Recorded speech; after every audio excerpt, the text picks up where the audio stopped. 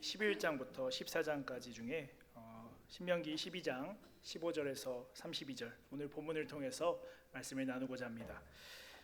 우리는 예배를 이야기할 때 이렇게 묻곤 합니다. 그 예배가 뜨거웠는지, 감동적이었는지, 은혜가 있었는지, 설교자의 말씀은 좋았는지, 찬양은 신나고 은혜가 있었는지, 기도는 깊이가 있었는지, 그래서 이런 예배의 어떤 요소들을 가지고 우리는 그 예배가 좋았는지 나빴는지를 이야기를 합니다. 또 간혹 대형 집회나 수련회 같은 곳에 가면 이런 요소들이 있는 그런 집회 가운데 더 예배가 뜨겁고 몰입되는 것처럼 우리는 그런 느낌을 받습니다. 오늘 본문 신명기 12장은 우리가 가지고 있는 이 예배에 대한 기준에 대해서 질문을 합니다. 누가 그 예배의 기준을 정하느냐? 이방 사람들도 제사를 드렸습니다. 열심히 있었고 심지어 무서울 만큼 뜨거웠습니다. 그런데 하나님은 그 제사, 즉 예배를 가증하게 여기신다라고 말씀하십니다. 왜입니까? 기준이 하나님이 아니라 사람이었기 때문입니다. 예배의 중심이 하나님이 아니라 인간된 어떤 욕망이었기 때문입니다. 오늘 본문은 우리에게 분명히 말하고 있습니다. 예배의 기준이 무엇인가? 기준의 대상은 누구인가? 그래서 오늘 본문의 제목을 이렇게 잡았습니다. 하나님이 정하신 예배. 신명기 12장은 계속해서 반복하고 있습니다. 여호와께서 택하실 그곳, 여호와께서 자기의 이름을 두실 그곳. 이 말씀의 핵심은 단순히 어떤 장소를 이야기하는 게 아닙니다. 어떤 장소를 신비한 성지로 만들라는 말이 아닙니다. 핵심은 예배를 너희의 마음대로 만들지 말아라. 예배의 기준에 대해서 말씀하고 계십니다. 그래서 2절에 보시면 너희가 쫓아낼 민족들이 그들의 신들을 섬기는 곳은 높은 산이든지 작은 산이든지 푸른 나무 아래든지를 막론하고 그 모든 곳을 너희가 마땅히 파멸하며 라고 말합니다. 이방 민족들의 제사의 모습에 대해서 말하고 있는데 그 신들을 섬기는 곳에 대해서 말하면서 높은 산, 작은 산, 푸른 나무 아래라고 언급을 합니다. 고대에는 높은 산 하면 하늘과 가깝다고 여겨서 더 신성한 장소로 여겼습니다. 푸른 나무는 생명력과 다산의 상징으로 여겼습니다. 그리고 언덕과 작은 산은 성경에서 우상 제단의 장소로 사용되는 관용구로 주로 많이 언급이 되었습니다. 자기의 생각대로 인간의 생각대로 예배가 더 잘 될 것 같은 장소를 집중하면서 그리고 무언가 다른 요소에 집중하면서 자기의 나름대로 방식대로 제사를 합니다. 근데 하나님의 백성의 예배는 달라야 됩니다. 내 편의가 기준이 아니라 내 취향이 기준이 아니라 내 감정이 기준이 아니라 하나님의 뜻과 말씀이 기준이 되어야 됩니다. 그래서 예배를 내 상태로 판단하기 시작하면 우리의 예배는 무너지게 됩니다. 오늘은 좀 피곤해서, 오늘은 좀 바빠서, 오늘은 마음이 여유롭지 못해서, 기분이 좋지 않아서 그 순간 기준은 하나님이 아니라 판단의 기준 주체가 내가 되게 됩니다. 선교지에 가게 되면 열악하죠. 음향시설도 없고 에어컨도 없고 편안한 의자도 없고 조명도 없고 악기도 좋지 않습니다. 그런데 얼마나 그 선교지 가운데 있는 지체들이 뜨겁게 예배하는지 모릅니다. 간절히 예배하는지 모릅니다. 그 은혜의 현장을 경험하고 싶으시다면 여러분 방법이 있습니다. 2026년 필리핀 아울리치에 지원하시면 됩니다. 하고 있는 말이 무엇이냐면 결국 예배의 기준은 이방 제사처럼 장소나 예배가 잘 될 만한 장소 또는 어떤 외적인 요소에 의해서 결정되는 것이 아닙니다. 그렇다면 오늘 본문에서 말하는 바른 예배의 모습은 무엇일까요? 본문에서 말하는 내용을 크게 두 가지로 나눠서 한번 이야기하고자 합니다. 먼저는 바른 예배는 공적인 예배와 삶의 예배가 함께 갑니다. 본문은 아주 현실적인 이야기로 시작을 하고 있습니다. 바로 고기 먹는 문제에 대해서 말을 합니다. 그래서 광야에서 고기를 먹는 일이 주로 제사와 연결되어 있었습니다. 그런데 가나안에 들어가면 상황이 달라지게 됩니다. 땅이 넓어지고 성소와 거리가 멀어지고 늘 제사 방식으로만 먹을 수는 없습니다. 그래서 하나님이 말씀하십니다. 이제는 내가 원하는 만큼 먹을 수 있다.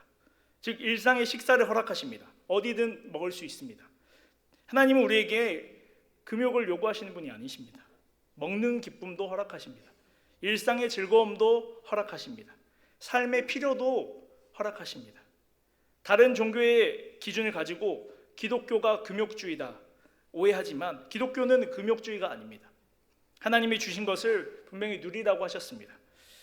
하나님의 자녀인 우리가 하나님께서는 우리가 고통받기를 원하지 않으십니다. 그런데 동시에 하나님이 분명히 선을 그으십니다. 다만 피는 먹지 말아라. 피는 생명이다. 피는 땅에 쏟아라. 이렇게 오늘 본문에 말씀하시는데 그 의미가 무엇입니까? 자유는 우리에게 주어졌지만 기준은 분명히 남겨두신 것입니다. 일상은 허락하시지만 하나님에 대한 경외는 내려놓지 말라는 뜻입니다. 여기서 어떤 분들은 이렇게 생각할 수 있습니다. 그럼 선지도 먹을 수 없고 피 있는 생고기도 먹을 수 없다는 말입니까? 피 들어간 음식은 다 금지입니까? 그렇지 않습니다. 이 말씀은 단순한 식사 규정이 아니고 구약의 이 규례는 생명의 주권이 하나님께 있음을 가르치는 상징적인 규정입니다. 그래서 레위기 17장에는 이렇게 말합니다. 피는 생명이라. 고대 이스라엘에게 피는 단순히 음식이 아니라 생명의 자리였습니다. 그래서 하나님은 그것을 가르치신 것입니다. 우리는 예배를 이야기할 때 공적인 예배를 또 이야기하지만 일상에서의 삶의 예배를 또 많이 강조합니다. 삶의 예배다라는 말은 분명히 맞는 말입니다. 삶이 예배입니다. 본문도 그 방향으로 이야기하고 있습니다. 고기 먹는 일상까지도 하나님을 경외하는 마음으로 하라는 것이기 때문입니다.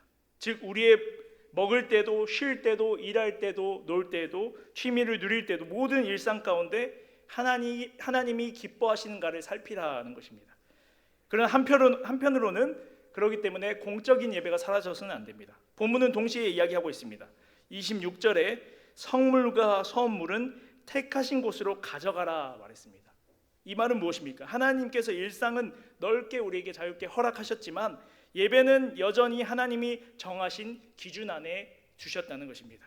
일상의 식사는 허락했지만 성물과 서원물은 반드시 택한 곳에 두도록 하셨습니다.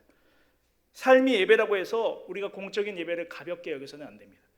삶만 있고 공적인 예배가 없으면 신앙의 균형이 무너집니다. 기준이 없게 됩니다. 일상의 자유를 허락하신 하나님께서도 구별된 예배만큼은 여전히 하나님이 정하신 방식대로 드리게 하셨습니다. 하나님이 원하신 것은 둘 중에 하나가 아닙니다.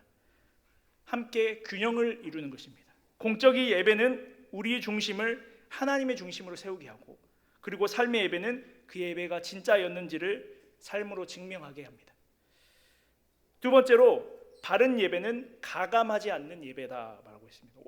그래서 오늘 본문에서 29절에 보니까 하나님이 말씀하시는데 내 하나님 여호와께서 내가 들어가서 쫓아낼 그 민족들을 내 앞에서 멸절하시고 내가 그 땅을 차지하여 거기에 거주하게 하실 때라고 말씀합니다. 즉 가나안 우상 문화가 스스로 무너진 것이 아닙니다. 하나님이 멸절하셔서 심판하셔서 끊어내신 것입니다. 그런데 문제는 무엇입니까? 그 땅에 들어간 하나님의 백성 이스라엘 백성들이 그들이 망한 이유를 보고도 그 길을 여전히 따라갈 수 있다는 것입니다. 그래서 30절에 하나님은 이렇게 경고하십니다. 우리 30절 말씀을 함께 읽겠습니다. 시작. 너는 스스로 삼가 내 멸절한 그들의 젖을 밟아 올무에 걸리지 마. 또 그들의 신을 탐구하여 이르기를 이 민족들은 그 신들을 어떻게 섬겼는고 나도 그와 같이 하겠다 하지 말라. 아멘. 오늘 그래서 이 말씀의 핵심 표현은 세 가지입니다. 스스로 삼가하지 말라. 스스로 삼가라. 하나님은 먼저 경계심을 요구하십니다. 왜냐하면 우상 숭배는 대놓고 들어오지 않고 먼저는 관심으로 시작되기 때문입니다. 한번 참고해보자. 좋은 것 같다. 좋은 점만 우리가 가져오면 되지 않느냐. 우리도 좀 더 효과적으로 해보자. 그런데 하나님은 그 출발점부터 막으십니다. 스스로 삼가라. 신앙은 넘어지고 나서 수습하는 게 아니라 넘어질 자리를 미리 경계하는 것입니다. 그 다음으로는 탐구하지 말라 그랬습니다. 하나님은 하지 말라에서 한 걸음 더 나아가서 30절 중반에 보니까 아예 그들의 신에 대해서 탐구하지 말라 그렇게 말씀하십니다. 왜 그렇습니까? 우리의 죄성은 늘 자극적인 것에 끌립니다. 그래서 본문은 단순히 그렇게 하지 말아라가 아니라 그들이 어떻게 섬겼는지 알려고도 하지 말아라 그렇게 말하고 있습니다. 왜냐하면 30절 본문처럼 그것이 올무가 되기 때문입니다. 본문 그대로입니다. 올무에 걸리지 말라. 처음에는 구경이지만 나중에는 모방이 되고, 또 처음에는 비교이지만 그것이 나중에는 혼합이 됩니다. 그리고 세 번째로는 나도 그와 같이 하겠다 하지 말라 그랬습니다. 30절의 이 표현이 아주 중요합니다. 나도 그와 같이 하겠다 하지 말라. 이방인들이 저렇게 하는데 우리도 한번 해볼까? 즉 대상은 하나님인 것 같지만 방식은 이방의 방식을 가져오는 것입니다. 바로 이것이 혼합주의입니다. 본문은 그것까지 금하고 있습니다. 성도 여러분, 예배는 누구에게 드리냐만 중요한 거 아니라, 물론 그것이 중요하지만 어떻게 드리냐도 중요하다고 말씀하고 있습니다. 형식이 뭐가 중요해라고 말할 수 있습니다. 드리기만 하면 되는 거 아닌가라고 말할 수 있습니다. 그러나 하나님은 예배의 대상뿐만 아니라 예배의 방식까지도, 형식까지도 말씀하고 있습니다. 왜 이렇게 하나님께서 단호하게 말씀하십니까? 그렇게 질문할 수 있습니다. 우리가 31절을 함께 보겠습니다. 31절 말씀, 내 하나님 여호와께는 그들은 여호와께서 꺼리시며 가증히 여기시는 일을 그들의 신에게 행하여 심지어 자기들의 자녀를 불살라 그들의 신들에게 드렸느니라. 하나님은 이방 제사의 실상을 다 드러내고 계십니다. 겉으로 보면 열심입니다. 똑같이 열심입니다. 겉으로 보면 헌신처럼 보입니다. 겉으로 보면 대단한 종교심입니다.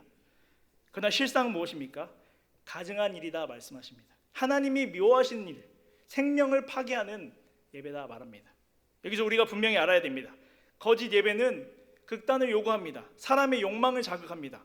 그리고 그것을 헌신이라는 이름으로 포장합니다. 딱 이단 사이비가 하는 그런 모습 아니겠습니까? 감정을 건드리고 헌신을 강요하고, 그런데 이 시대에는 꼭 이단 사이비가 아니어도 그런 자극을 요구하는 교회와 예배가 많이 있는 것 같습니다. 그러나 하나님은 그 모든 것을 한마디로 정리하여 말씀하십니다. 가증한 일이다. 즉 하나님 기준 없이 뜨거운 것은 참 예배가 아니라 여전히 우상 숭배가 될 수 있습니다. 그래서 하나님은 가감하지 말라 오늘 본문에 말씀하십니다. 이 경고의 결론이 그래서 오늘 본문의 32절입니다. 32절 말씀을 우리가 한 번 더 읽겠습니다. 시작.